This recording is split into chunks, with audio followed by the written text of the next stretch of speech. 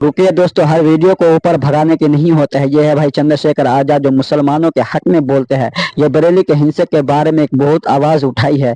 इसको कामयाबी मिलना चाहिए। वीडियो को इतना शेयर करें कि इन मजलूमों पर हुए गए जुल्म इन भाई को इंसाफ मैं ये मिले। चाहता हूं कि प्रदेश की एक लिस्ट निकाली जाए कि जिनका एनकाउंटर हुआ है वो किन वर्गों के लोग हैं। ये जानकारी मिलनी चाहिए प्रदेश को।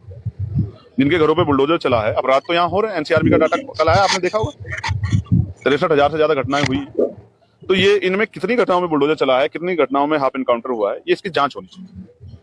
मैं बुलडोजर के किसी कीमत पक्ष नहीं है। सोचिए आपने अपराध कर दिया है तो आप उसकी सजा आपके पूरे परिवार को नहीं मिल सकती। घर बनाने में बहुत समय लगता है, घर तोड़ने में बहुत कम समय लगता है, और फिर अगर बाद में वो आदमी दोषी नहीं पाया गया तो आप कहां से बनवा के दोगे।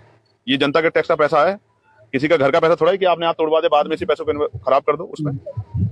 तो इसलिए मैं कह रहा हूं कि न्यायपालिका की जरूरत उत्तर प्रदेश में खत्म होगी, क्योंकि सरकार जो है अपने हिसाब से सबको न्याय करना चाहती है। और सरकार कभी न्याय नहीं कर सकती, क्योंकि सरकार एक पक्षी होती है और सरकार के सामने विपक्ष भी होता है, जिसके सामने वो चुनाव लड़ के आते हैं, जिनसे हार के आते हैं, जिनसे जीत के आते हैं, जिनके सामने रोज तर्क वितर्क होते हैं। अगर सरकार को न्याय की चाबी दे दी गई तो विपक्ष तो जिंदा ही नहीं रह पाएगा।